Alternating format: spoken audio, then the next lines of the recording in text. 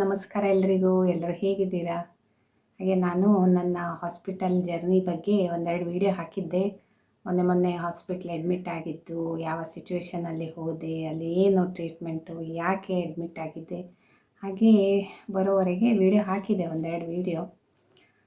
ಹಾಗೆ ಈ ವಿಡಿಯೋ ಹಾಕಿದಾಗ ನನಗೆ ಒಂದೆರಡು ಮೂರು ಕಮೆಂಟ್ಗಳು ತುಂಬಾ ಮನಸ್ಸಿಗೆ ಪ್ರಿಯವಾದ ಕಮೆಂಟ್ಗಳು ಬಂತು. ಒಂದು ಕಮೆಂಟು ಏನಪ್ಪ ಅಂದರೆ ಯೂಟ್ಯೂಬಲ್ಲಿ ನನ್ನ ವಿಡಿಯೋದ ಕೆಳಗೆ, ಇನ್ನೊಂದೆರಡು ಕಮೆಂಟ್ಗಳು ನನ್ನ ವಾಟ್ಸಪ್ಪಲ್ಲಿ. ಏನು ಕೇರ್ ಮಾಡಬಾರ್ದು, ನೆಗ್ಲೆಕ್ಟ್ ಮಾಡಬೇಕು, ಇಗ್ನೋರ್ ಮಾಡಬೇಕು, ಅದು ಸೆಕೆಂಡ್ರಿ. ಫಸ್ಟು ನಾನು ಅಂದ್ಕೊಳ್ಳೋದು, ಮನುಷ್ಯನ ವಿಚಾರ ಹೇಗೆ, ಏನು ಕತೆ, 17-18 ಏಜ್ ಒಳಗೆ ಮನುಷ್ಯನಿಗೆ ಮೆಚುರಿಟಿ ಇರಲ್ಲ ಅಂತ ಒಂದು ವಿಷಯ. ಆದರೆ ಒಂದು ಪ್ರಬುದ್ಧ ಆಗಿರುವವರು, ಅಂದರೆ ಇವರೆಲ್ಲ ನನಗೆ ಯಾರೆಲ್ಲ ಈಗ ಮೆಸೇಜ್ ಮಾಡಿದರು, ಕಮೆಂಟ್ ಮಾಡಿದರು, ಅವರೆಲ್ಲ ಒಂದು 30 ಮೇಲಿನವರು, 30 ವರ್ಷದ ಮೇಲಿನವರು. ಹಾಗಾಗಿ ಸಾಕಷ್ಟು ಅವರಿಗೆ ಜೀವನದಲ್ಲಿ ಅನುಭವ ಆಗಿರುತ್ತೆ, ಎಲ್ಲ ವಿಷಯಗಳ ಬಗ್ಗೆ, ಕಷ್ಟ ನಷ್ಟ, ಅನಾರೋಗ್ಯ. ವಿಷಯಕ್ಕೆ ಬರೋಣ. ನಾನು ವಿಡಿಯೋ ಹಾಕಿದ್ರ ಬಗ್ಗೆ. ಸರಿ, ನಾನು ಈ ವಿಡಿಯೋ ಹಾಕಿದೆ. ಫಸ್ಟ್ ವಿಡಿಯೋ, ನಾನು ಅಡ್ಮಿಟ್ ಆದೆ, ಹೇಗೆ ಹೋದೆ. ಆ್ಯಕ್ಚುಲಿ ನಂದು ಅವತ್ತು ಬರ್ತಡೇ ಇತ್ತು, 22ನೇ ತಾರೀಕು ನಾನು ಅಡ್ಮಿಟ್ ಆದೆ, ಫೆಬ್ರವರಿ 22 ರಾತ್ರಿ 11:30 ಗಂಟೆಗೆ. ಮರುದಿನ ಬರ್ತಡೇ ಇತ್ತು. ನನ್ನ ಬರ್ತಡೇ ಎಷ್ಟು ವರ್ಷ ನಾನು ಸೆಲೆಬ್ರೇಟ್ ಮಾಡಲೇ ಇಲ್ಲ.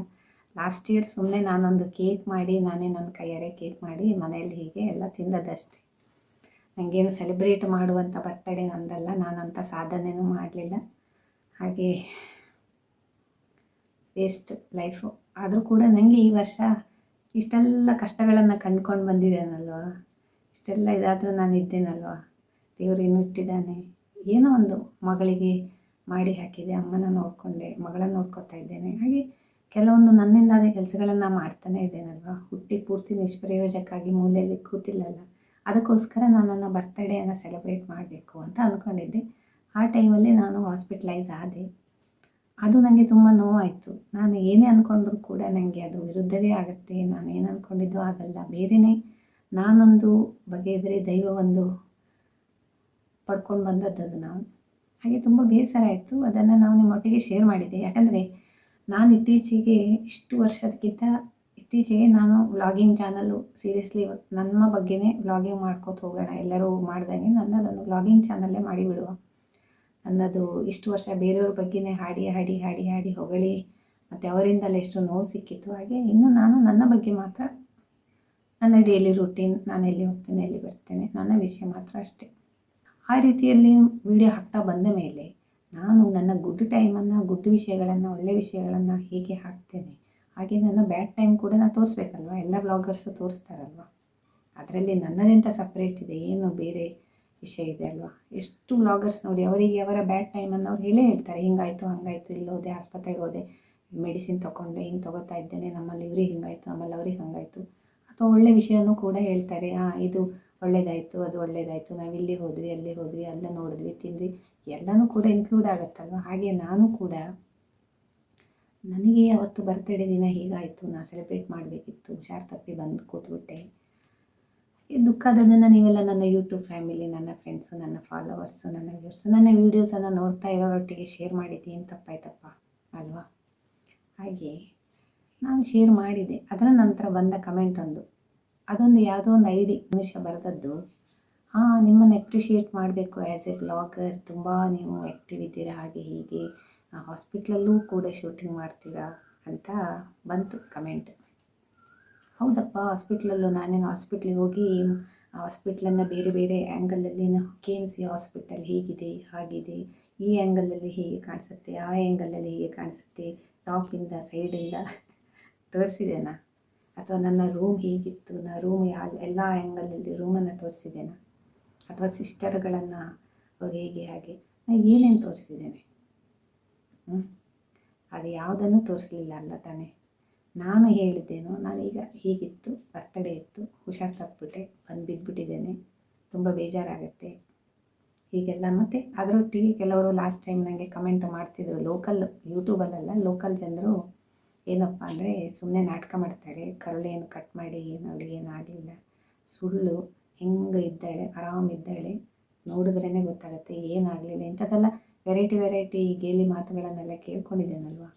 ಹಾಗಾಗಿ ನಾನು ಏನು ಮಾಡಿದೆ ಅಂದರೆ ಈ ಸಲ ವೀಡಿಯೋ ಮಾಡಿಬಿಡೋಣ, ಸುಳ್ಳೆ ನಾಟಕ ಮಾಡ್ತಾಳೆ ಅನ್ನೋರಿಗೆ ಯಾರಿಗೇನು ಪ್ರೂಫ್ ಮಾಡಿ ಏನು ಆಗಬೇಕಾಗಿಲ್ಲ, ಆದರೂ ಕೂಡ ಒಂದು ಇರಲಿ, ಕೆಲವರ ಹೊಲಸು ಬಾಯಿ ಹೊಲಸು ಕಣ್ಣಿಗೆ ಕಾಣಿಸಲಿ ಸ್ವಲ್ಪ. ಹೌದು, ನಾವು ಹಿಂಗೆಲ್ಲ ಹೋಗ್ತಿರ್ತೇವೆ ಬರ್ತಿರ್ತೇವೆ, ಮತ್ತು ಯಾವಾಗ ನಾವು ಸ್ವಲ್ಪ ಮಟ್ಟಿಗೆ ಸರಿ ಇರ್ತೇವೆ ಆವಾಗ ವೀಡಿಯೋ ಮಾಡ್ತೇವೆ, ರೀಲ್ಸ್ ಮಾಡ್ತೇವೆ. ಅದರಲ್ಲಿ ನಾಟಕ ಏನಿರಲ್ಲ, ಇಂತಿಂಥ ಇಷ್ಟೆಲ್ಲ ಚುಚ್ಚಿ ಕ್ಯಾನೆಲ್ಲ ಚುಚ್ಚಿ ಇಲ್ಲೆಲ್ಲ ಎಷ್ಟು ನೋವು ಹಿಂಸೆ, ಆ ಸೂಜಿ ಹಿಡಿದು ಚುಚ್ಚುವಾಗ ಚುಚ್ಚಿಸ್ಕೊಂಡವರಿಗೆ ಗೊತ್ತಾಯ್ತಾ. ಹಾಗೆ ಕೆಲವರಿಗೆ ಒಂದು ಇಂಜೆಕ್ಷನ್ ನೆನಪಾದರೆ ಹೆದರಿಕೆ, ಇಂಜೆಕ್ಷನ್ ಸೂಜಿ ಕಂಡ್ರೆ ಹೆದರಿಕೆ. ನಾವಿಲ್ಲಿ ಎಷ್ಟು ಚುಚ್ಚಿಸ್ಕೊಂಡು ಇರುವಾಗ ನಮಗೆ ಎಷ್ಟು ನೋವಾಗಿರಬೇಡ ಅಲ್ವಾ. ಹಾಗೆಲ್ಲ ಇರುತ್ತೆ. ಮೆಡಿಸಿನ್ಸ್ ಎಲ್ಲ ಹೊಟ್ಟೆಗೆ ಹೋಗುವಾಗ, ರಕ್ತಕ್ಕೆ ಹೋಗುವಾಗ ಅದರದ್ದು ಪವರ್ ಹೇಗಿರುತ್ತೆ, ಎಷ್ಟು ಸುಸ್ತಾಗುತ್ತೆ, ಮತ್ತು ಹೊಟ್ಟೆ ನೋವು ಬಂದಾಗ ವಿಪರೀತ ಎಷ್ಟು ಸುಸ್ತಿರುತ್ತೆ, ಎಲ್ಲ ಅವಸ್ಥೆ ಇರುತ್ತೆ. ಯಾರಿಗೆ ಹಾಸ್ಪಿಟ್ಲಿಗೆ ಹೋಗೋದು ಬರೋದು ನಾಟಕ ಮಾಡಿ ಏನಾಗಬೇಕಿದೆ, ಏನಾದ್ರು ಸಿಗುತ್ತೆ ಇದಕ್ಕೆ ಸೀರಿಯಸ್ ಲೈಫ್ ಸಿಗುತ್ತೆ ಅಂತ ಕೆಲವರು ನಾಟಕ ಮಾಡ್ಬೋದು. ನಾವು ಆ ಜಾಯಮಾನದಲ್ಲಿಲ್ಲ, ಅಂತ ಕೆಟಗರಿಯಲ್ಲೂ ಇಲ್ಲ ಆಯಿತಾ. ಅದರಲ್ಲೂ ಆಸ್ಪತ್ರೆಗೆ ಹೋಗೋದು ಎಂಥ ನಾಟಕ ಹೇಳಿ ಪ್ರಯೋಜನ ಇಲ್ಲ. ಸೊ ನಾನು ಅದು ವಿಡಿಯೋ ಮಾಡಿದೆ, ಹಾಕಿದೆ ಆಯಿತಾ. ಹಾಗೆ ಕಮೆಂಟ್ ಬರೆದಿದ್ದಾನೆ ಮನುಷ್ಯ, ಅದಕ್ಕೆ ನಾನು ಡೈಲಿ ವ್ಲಾಗಿಂಗ್ ಚಾನಲ್ ಅವಳು, ವ್ಲಾಗರ್ ನಾನು. ಹಾಗಾಗಿ ನಾನು ನನ್ನ ಗುಡ್ ಟೈಮ್ ತೋರಿಸಿದಂಗೆ ಬ್ಯಾಡ್ ಟೈಮ್ ಕೂಡ ತೋರಿಸಿದೆ ಅಷ್ಟೇ. ಮತ್ತು ನೀವೆಲ್ಲ ತಿಳ್ಕೊಳ್ಳಿ, ನಮ್ಮಿಂದ ಕಲ್ತ್ಕೊಳ್ಳಿ, ಹೇಗೆ ನಾವು ಎಲ್ಲದನ್ನೂ ಒಂದು ಸಮಾನ ರೀತಿಯಲ್ಲಿ ಸ್ವೀಕಾರ ಮಾಡಿಕೊಂಡು ಹೋಗ್ತಾ ಇರ್ತೇವೆ ಲೈಫಲ್ಲಿ ಅಂತ ಹೇಳ್ಕೊಂಡು ತಿಳ್ಕೊಳ್ಳಿ ಅಂತ ಕಮೆಂಟ್ ಬರೆದೆ ಆಯಿತಾ. ನೆಕ್ಸ್ಟ್ ನಂದು ಒಬ್ಬಳು ಫ್ರೆಂಡ್ ವಾಯ್ಸ್ ಮೆಸೇಜ್ ಕಳಿಸಿದ್ಲು ವಾಟ್ಸಪ್ಪಲ್ಲಿ. ಏನಪ್ಪ ಅಂದರೆ ಒಂದು ಅರ್ಧ ಪಾಯಿಂಟು ಕರೆಕ್ಟ್ ಓಕೆ ಅವಳು ಹೇಳಿದ್ದು, ನೆಕ್ಸ್ಟ್ ಅರ್ಧ ನನಗೆ ಮನಸ್ಸಿಗೆ ತುಂಬ ಬೇಜಾರಾಯಿತು. ಏನಪ್ಪ ಅಂದರೆ ಅರ್ಧ ಪಾಯಿಂಟಲ್ಲಿ ಯಾಕೆ ನೀನು ಅವ್ರಿವ್ರ ಬಗ್ಗೆ ಎಲ್ಲ ಚಿಂತೆ ಮಾಡ್ತೀಯ, ಅವರಂದರು ಇವರಂದರು ಹಂಗಂದರು, ಅದೆಲ್ಲ ಯಾಕೆ ಚಿಂತೆ ಮಾಡ್ತೀಯ, ಅದೆಲ್ಲ ಬಿಟ್ಟುಬಿಡು ಸುಜಾತ, ನಿಮಗೊಂದು ಬುದ್ಧಿ ಇಲ್ಲ. ಓಕೆ, ಆ್ಯಸ್ ಎ ಫ್ರೆಂಡ್ ಬುದ್ಧಿ ಇಲ್ಲ ಅಂತ ಬೈಬೋದು, ಅವರು ಬೈಯೋ ರೈಟ್ ಇರುತ್ತೆ. ಫ್ರೆಂಡ್ಶಿಪ್ ಅಂದಮೇಲೆ ನಾವು ಅವ್ರಿಗೆ ಏನಾದ್ರು ಹೇಳಿರ್ತೀವಿ, ನೀವು ಅದು ಓಕೆ. ಅವಳ ವಾಯ್ಸ್ ಮೆಸೇಜಲ್ಲಿ ಎಂತ ನೀನು ಇದೆಲ್ಲ ನರಕವನ್ನು ತೋರಿಸೋದು, ಈ ನರಕೆಲ್ಲ ಎತ್ತಿ ಯೂಟ್ಯೂಬಿಗೆ ಹಾಕೋದು, ನಿಂಗೆ ಒಂಚೂರು ಬುದ್ಧಿ ಇಲ್ಲ, ಗಲೀಜು, ಶೀ, ಯಪ್ಪ ದೇವರೇ, ಇದರಲ್ಲಿ ಎಂಥ ನರಕ ಉಂಟು, ಎಂಥ ಗಲೀಜು ಉಂಟು, ಇದನ್ನೆಂತ ಎತ್ತಿ ಯೂಟ್ಯೂಬಲ್ಲಿ ಹಾಕೋದು, ಎಂಥ ನರಕ ಗಲೀಜು ಅನ್ನುವಂಥದ್ದು ಏನುಂಟು. ಏನಾದ್ರು ವಲ್ಗರ್ ಸೀನ್ ತೋರಿಸಿದ್ದೇನಾ, ಅಥವಾ ನಾನು ಪೇಷಂಟಾಗಿ ಡ್ರೆಸ್ ಚೇಂಜ್ ಮಾಡುವಾಗ ಹಾಸ್ಪಿಟ್ಲಿಂದು ಗೌನ್ ಕೊಡ್ತಾರಲ್ವ, ಆಗ ಗೌನ್ ಕೊಡುವಾಗ ಅದರ ವಿಷಯ ನಿಮಗೆ ವಿಡಿಯೋ ಶೂಟಿಂಗ್ ಮಾಡಿ ತೋರಿಸಿದ್ದೇನಾ? ಇಲ್ಲ ತಾನೇ. ಅದರಲ್ಲಿ ನರಕ ಗಲೀಜು ಶಿ ಎಂತ ನೀನು ಅದನ್ನೆಲ್ಲ ಎತ್ತಿ ಯೂಟ್ಯೂಬಿಗೆ ಹಾಕೋದು, ನರಕ ಗಲೀಜು ಶಿ ಅನ್ನುವಂಥದ್ದು ಏನುಂಟು ಹೇಳ್ಬೋದಿತ್ತಪ್ಪ. ಅದೆಲ್ಲ ನೀನು ನನಗೆ ಹಾಗೆ ಅನಿಸುತ್ತೆ, ನೀನು ಹುಷಾರಿಲ್ಲೋದನ್ನೆಲ್ಲ ಹಾಕೋದು ಸರಿ ಅನಿಸಲ್ಲ ಅಂತ ನಂಗೆ ಅನಿಸ್ತು. ಮತ್ತು ತಪ್ಪು ತಿಳಿಬೇಡ, ಬೇಜಾರು ಮಾಡ್ಕೋಬೇಡ, ನನಗೆ ಹಾಗೆ ಅನ್ನಿಸ್ತು. ನಗಾಡೋರಿಗೆ ಇನ್ನೂ ಖುಷಿಯಾಗುತ್ತೆ, ಅದನ್ನು ಹೇಳಿದ್ಲು ಅವಳು, ನಗಾಡೋರಿಗೆ ಇನ್ನೂ ಒಂದಿಷ್ಟು ಖುಷಿಯಾಗುತ್ತೆ, ಹಾಗೆ ಹಾಕಬೇಡ. ಅದೊಂದು ಹೇಳುವ ರೀತಿ ನೀತಿ ಕ್ರಮ ಇರುತ್ತೆ. ಹಾಗೆ ನಾವೇ ಅವರಿಗೆ ಹಾಗೆ ಮಾತಾಡಿದರೆ ಅವರು ಸುಮ್ಮನಿರ್ತಾರಾ? ಇಲ್ಲ ತಾನೇ. ಖಡಕ್ಕಾಗಿ ಹೀಗೆ ಮಾತಾಡ್ತಾರೆ ಅಂದರೆ ಕೆಲವರು ಮುಖಕ್ಕೆ ಹೊಡೆದಂಗೆ, ಯಬ್ಬಾ ದೇವರೇ. ನಾನು ಯಾವುದೇ ವಲ್ಗರ್ ಸೀನ್ ತೋರಿಸ್ಲಿಲ್ಲ, ಯಾವುದೇ ವಲ್ಗ್ಯಾರಿಟಿ ನನ್ನ ಯೂಟ್ಯೂಬ್ ಚಾನಲ್ ಯಾವುದೋ ಒಂದು ವಿಡಿಯೋದಲ್ಲಿ ಇಲ್ಲ. ಡೀಸೆಂಟಾಗಿ ಕ್ಲೀನಾಗಿ ಕೆಲವೊಂದು ಮೆಸೇಜ್ ಹೇಳಬೇಕಾದ್ರೆ ಕೆಲವೊಂದು ವಿಷಯ ತೋರಿಸ್ಬೇಕಾಗತ್ತೆ, ಅದನ್ನು ಎಷ್ಟು ಬೇಕೋ ಅಷ್ಟು ನಾನು ವಿಡಿಯೋ ಮಾಡಿ ಹಾಕ್ತೇನೆ, ಅಷ್ಟು ಮೆಚುರಿಟಿ ನನಗಿದೆ. ಓಕೆನಾ? ಹಾಗೆಲ್ಲ ಹೇಳಿದ್ದು ಬೇಸರ ಆಯಿತು, ನಾನು ಏನೂ ಅನ್ನೋಕ್ಕೋಗಿಲ್ಲ. ಮತ್ತು ಅವಳೇ ಹೇಳಿದ್ಲು ನೆಕ್ಸ್ಟು, ನಾನು ನಿನ್ನ ಇದು ರೀಲ್ಸ್ ಎಲ್ಲ ನನ್ನ ಹಸ್ಬೆಂಡಿಗೆ ತೋರಿಸುವಾಗ ಎಂಥ ಹುಷಾರಿಲ್ಲ ಹೇಳ್ತಿ, ಇಷ್ಟೆಲ್ಲ ರೀಲ್ಸ್ ಮಾಡ್ತಾಳೆ ಹೇಳ್ತಿದ್ರು ನನ್ನ ಹಸ್ಬೆಂಡು. ಮತ್ತು ಮೊನ್ನೆ ನೀನು ಹುಷಾರಿಲ್ಲದ ವೀಡಿಯೋ ಹಾಕಿ ತೋರಿಸಿದಾಗ, ಹೌದಾ ಅವಳಿಗೆ ಅಷ್ಟೆಲ್ಲ ಪ್ರಾಬ್ಲಮ್ ಉಂಟಾ ಅಂತ ಹೇಳಿದಂತೆ. ನೆಕ್ಸ್ಟ್ ಸೆಕೆಂಡಲ್ಲಿ ಅದನ್ನೆಲ್ಲ ಎಂತ ಯೂಟ್ಯೂಬಿಗೆ ಹಾಕೋದು, ಯಪ್ಪೇ. ಇದೇ ಹೇಳೋದು, ಮನುಷ್ಯನ ಮಾತು, ಮನುಷ್ಯನ ನಾಲಿಗೆ, ಮನುಷ್ಯನ ವಿಚಾರಗಳು ಏನೆಲ್ಲ ಇರುತ್ತೆ, ಅವಸ್ಥೆ ಮಾರಿದೆ ಬಿಟ್ಟಾಕಿ.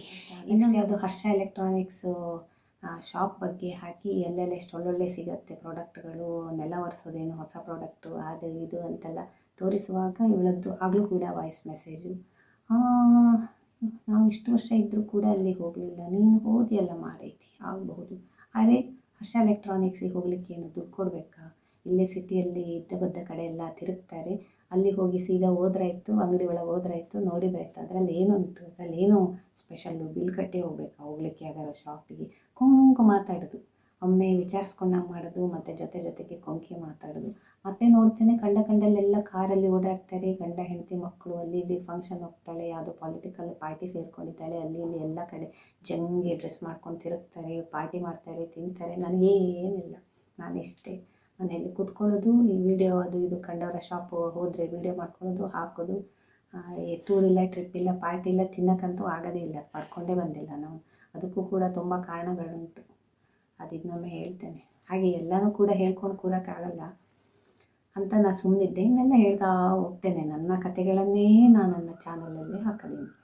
ನೋಡೋರು ನೋಡಲಿ, ಗಲೀಜು ನರಕ ಅನ್ನೋರು ಬಿಟ್ಟಾಕಲಿ.